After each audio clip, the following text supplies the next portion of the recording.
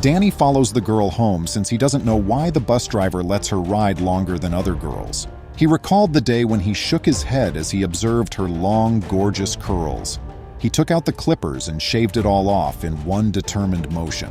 With her short crew cut, his daughter thought she looked like a guy, but he truly didn't have an option. He reasoned that at least that one issue had been resolved. Welcome to USA Stories channel.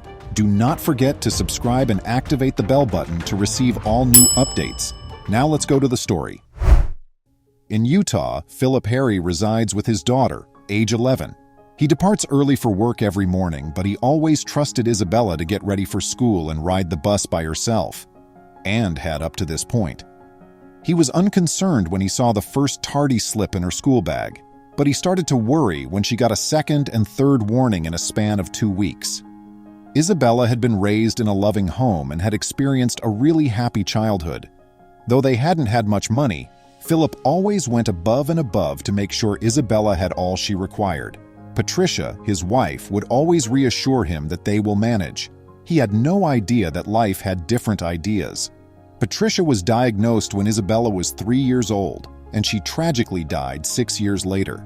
Despite his devastation, Philip didn't give up. He bowed his head and made up his mind to support his daughter.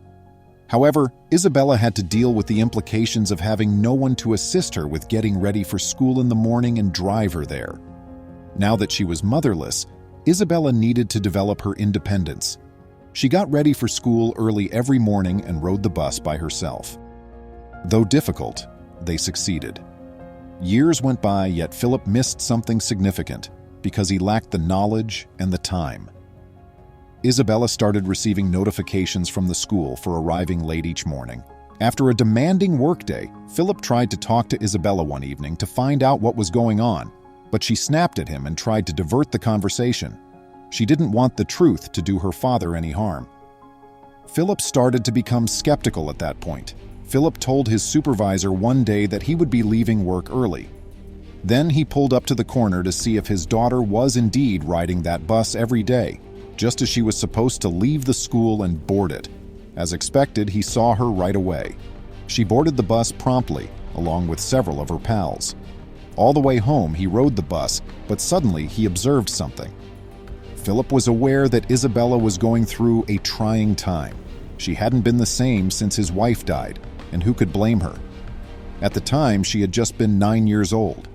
However, she had recently changed significantly in behavior, and Philip was determined to find out why. Philip sat Isabella down again the next evening. He approached the topic tactfully, initially, by inquiring about Isabella's difficulty falling asleep at night. Was this the cause of her tardiness to school? Did she sleep too much? Isabella gave a head shake, but he watched the astonishment light up her eyes when he eventually questioned her about the bus driver. Isabella was asked by Philip why she was being kept on the bus longer than the other children. Could it be the reason for her daily tardiness to school? Then Isabella told him everything, opening up to him. Even after all the other kids got off, the bus driver had been leaving her on the bus in the morning and evening. When she revealed that it was because of her hair, Philip was astounded. Was something wrong with her? Isabella had trouble with her hair every morning after her mother died. Her father was not surprised by this discovery. He knew exactly what the issue was. Isabella had really had several blowouts with her father about her hair. Ultimately, the helpless father believed he had to turn to extreme methods to control it.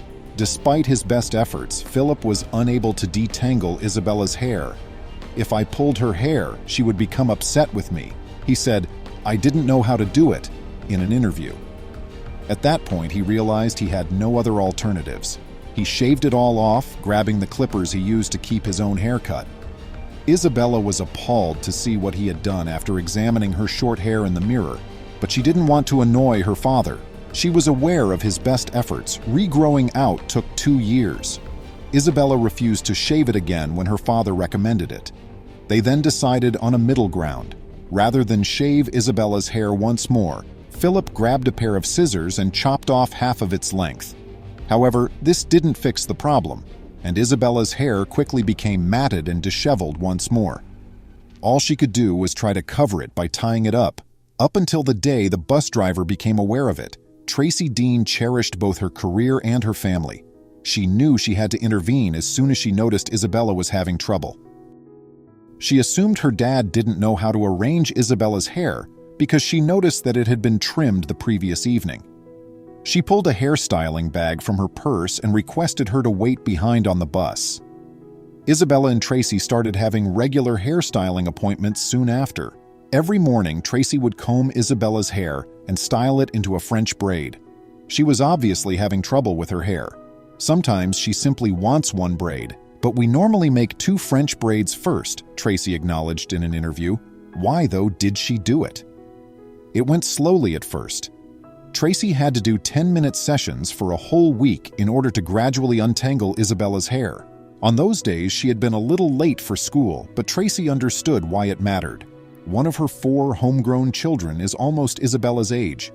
However, Tracy was unable to contain herself when Isabella started talking about her mother. Tracy broke down in tears when she learned about Isabella's mother. Isabella was perplexed at first, but she understood when Tracy disclosed some information about her history. Like Isabella's mother, Tracy had also battled cancer. She was thankful that she could still be present for her kids and acknowledged that she was fortunate to have survived. "My children and spouse weren't the only reasons I lived." In an interview, Tracy said, "I survived for these kids on the bus who need somebody to talk to or do their hair or whatever."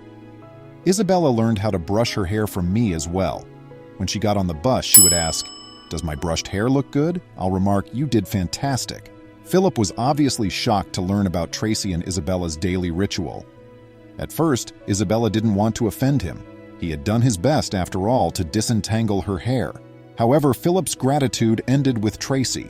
Isabella once returned home looking stunning. She looks the part for the princess that I refer to her as. "I've been intending that she act the part, and her confidence has increased significantly," Philip said. As soon as the touching tale reached the public, Tracy was praised as a hero. "She is still modest, though. It's just the way my mother brought me up, to be kind to everyone, especially those who are in need of some love. Even the mischievous youngsters deserve a chance, in my opinion." Please remember to subscribe to our channel, give us a thumbs up, and turn on the notification bell so you won't miss any of our videos. If you enjoyed the tale, the next video that plays on your screen will probably move you too.